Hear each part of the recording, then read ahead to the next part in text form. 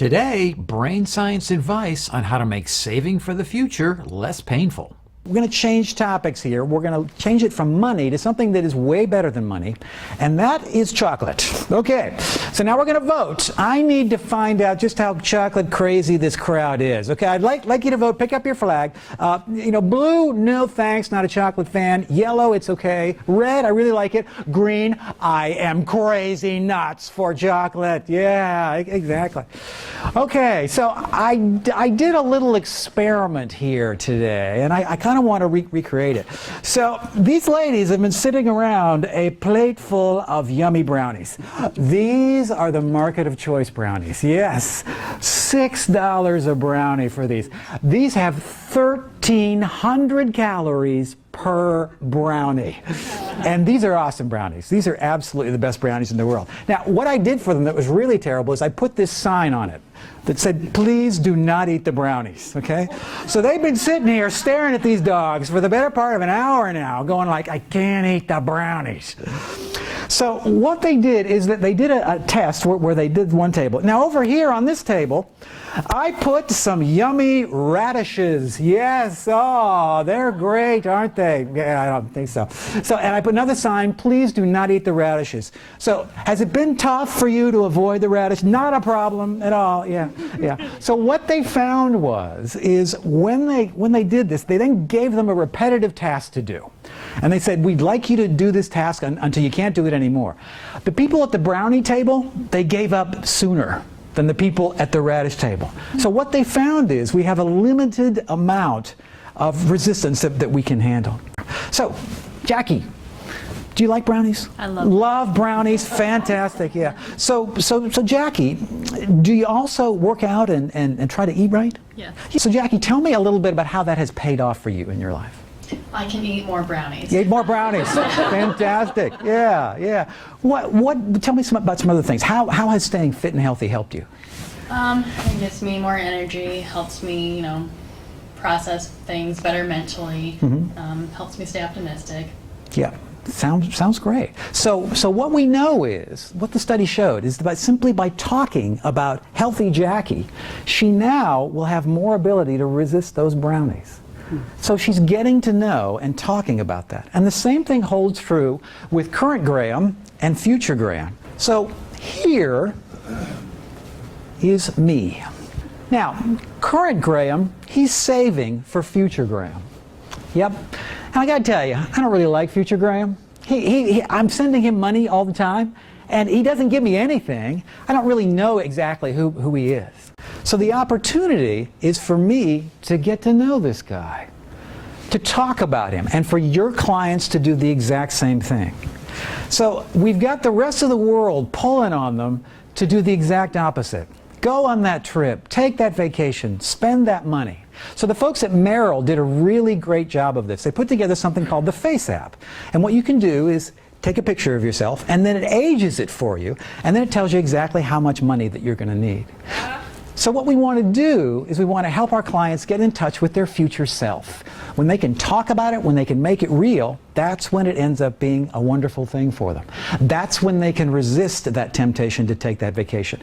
Because what in essence is happening is they're learning to like the guy that they're saving for. Because right now, he just seems like somebody who's taking money out of my pocket every month, and I really don't like him.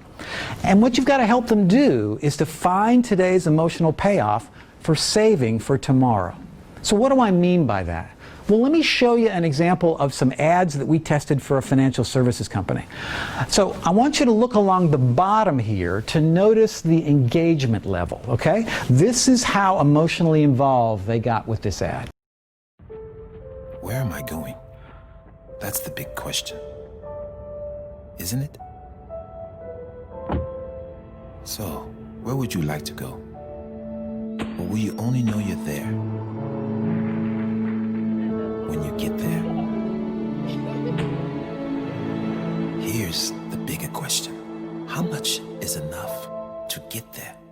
How much is enough to give my kids the best that money can buy, to invest in a new business venture, and still guarantee we'll be jet-setting well into retirement? How much is enough to enjoy every moment of my life today, here and now? how much is enough?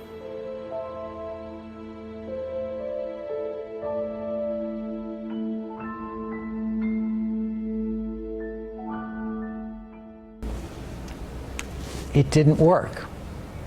And the reason that it didn't work, when we did the post-interview, they said, look, this just is not my life. You know, I'm just not going to be hanging out on the yacht in the Mediterranean anytime soon. And so what we see is, and we see this in ad after ad as we test financial services ad, the more you get into this living in Shangri-La kind of talk, it just doesn't work. Now let me show you one that worked wonderfully. Let me show you one that just lit up their brain. So again, I want you to watch the bottom here and notice the imagery. Here's the plan. You grow up wanting to be a lawyer because your dad's a lawyer. And eventually you land a grown-up job with a 401k and you meet your wife. And you both work constantly. So you're surprised at how much you both want kids. And equally surprised you can't have them. Sometimes you fight about stupid things. Then you move on. But you feel like something's still missing. So together you adopt a little boy, and then his two brothers. And you up your life insurance because 4 people depend on you now.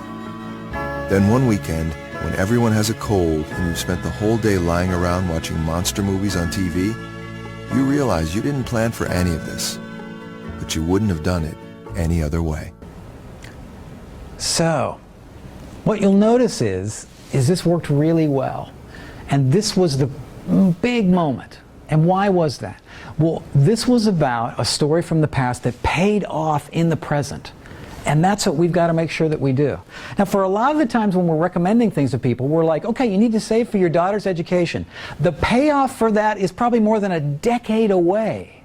So what you've got to do is you've got to get that payoff in the current moment. It's not that you're good that you're saving for a graduation someday. It's that today you're a great dad, is what you are. And a great dad is the kind of dad that saves for his kids' education. It's not that someday you won't have to punch a time clock. You'll be able to take it easy, relax, and do your hobbies. What it becomes about is, right now, you're one of the disciplined ones. You're one of the ones that's taking care of his future, and you can be proud that you are capable and sure today. Good job for what you're doing right now. It's not that someday there may be tough times and you better save for it. It's that right now, tonight, you can go to bed and you can know that things are safe, and that you've done everything that's necessary in order to make sure that you're going to be safe. Move the pleasure into the present. And by doing that, we learn to like that person that's going to be in the future a lot better. That's what works wonderfully. Right now, I'm working on another video on how cognitive bias tempts us to make bad financial choices. If you'd like to be alerted when that video is completed, just click on my face below to subscribe. And be sure to click that alert bell too. And I've created tons more videos on how brain science can help you make smarter money choices. Click on this box to see the full playlist. I'm Graeme Newell, and that's Better Decisions Through Brain Science.